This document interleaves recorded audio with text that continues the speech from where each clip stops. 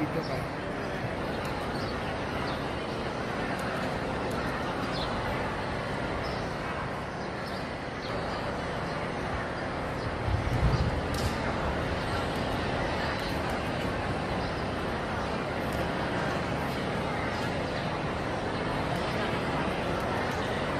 คุณรองผู้ในการ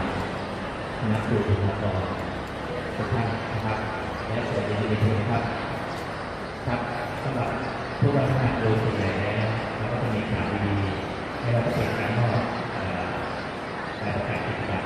นะครับงานบัญชีของเรียนที่ใช้ภาคที่เสียงานนะครับหรือแม้แต่วันนี้นะครับก็เป็นอีกหนึ่งที่เราได้บุคลากรเพิ่มมาไม่ว่าจะเป็นรองผู้ในการนะครับท่านหนึ่งนะครับที่รองบุคลากรคุยนะครับตามที่ท่านรองเรียนแจ้งแล้วว่าเป็นคนสูงนะครับเป็นคนในพื้นที่ของเรานะครับเมื่ออยู่ที่นี่แล้วนะครับด้วยความที่เป็นคนสูงนะครับก็ควรจะแสดงศักยภาพออกมา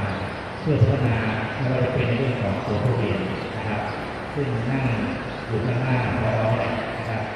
พร้อมที่จะพัฒนานักเรียนทุกคนนะครับให้มีคุณภาพไม่ว่าจะเป็นเรื่องของสนองนโยบายเรียนดีมีความสุขนะครับทำอย่างไรนักเรียนที่นั่งอยู่ตรงนี้นะครับที่มาคุยกันตรงนี้เนี่ยนะครับจะมีผลการเรียนที่ดีนะครับมีคุณภาพที่สูงนะครับทางนโยบายที่ดีซึ่งท่านก็วางแผนไว้แล้วนะครับซึ่งโดยส่วนตัวแล้วนะครับผมก็ชื่นชมในเรื่องของความรู้ความสามารถของท่านรองคนใหม่ในเราอยู่แล้วนะครับเพราะว่าเคยมีการที่ช่วยเหลือซึ่งกันและกันมานะครับก็หวังเป็นอย่างยิ่งว่านะครับท่านจะเป็นรองหรือเป็นองค์กรท่านที่จะมาช่วยเสริมมาเติมนะครับในส่วนที่ทางโรงเรียนสื่อที่ของเรานะครับแบ่งไป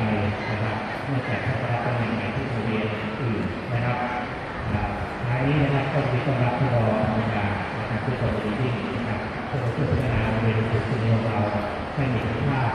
ที่ยิ่งขึ้นไปครับส่วน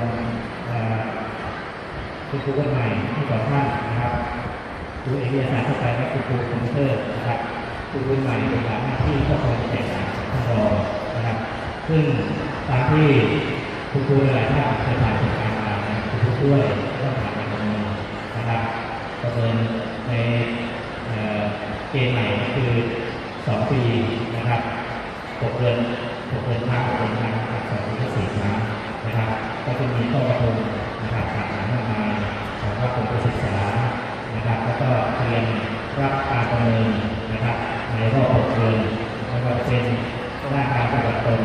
และด้านการจัดงานนะครับก็ไปศึกษามานะครับแต่ทั้งนี้นะครับทางโรงเรียนสุดมีคนดีต้อนรับทุกตัวใหม่ต่อท่านในการมีที่เพื่อช่วยการพัฒนาโรงเรียนของเราให้มีคุณภาพที่ยิ่งไปยินดีต้อนรับทั้งท่านรองผู้อำนวยการและทุกตัวใหม่ของท่านครับขอบคุณครับสวัสดีครับขอบคุณที่เกียรติมาจากท่านรองนะคะท่านรองผู้อำนวยการและท่านครูทั้งสองท่านค่ะ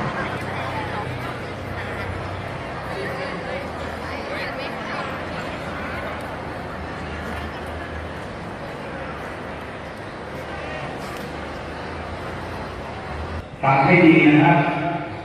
เป็นแนวปฏิบัติการขออนุญาตออกนอกบริเวณโรงเรียนขออนุญาตออกนอกบริเวณ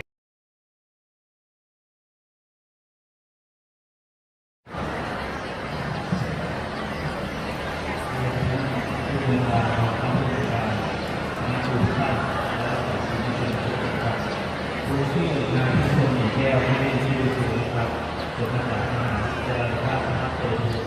สาขาวิชาวิทยาศาสตร์ทั่วไปครับขอบคุณครับ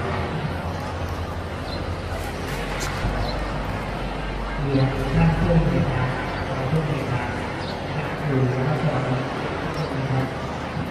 ผมชื่อนายที่นำโชคเกียรติเป็นครับที่มีชื่อตัวนะครับจากมหาวิทยาลัยราชภัฏ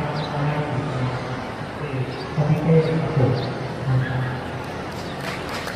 มาเรียนในวันนี้นะครับเราต้องสอนคือภาคตะวันนะคะ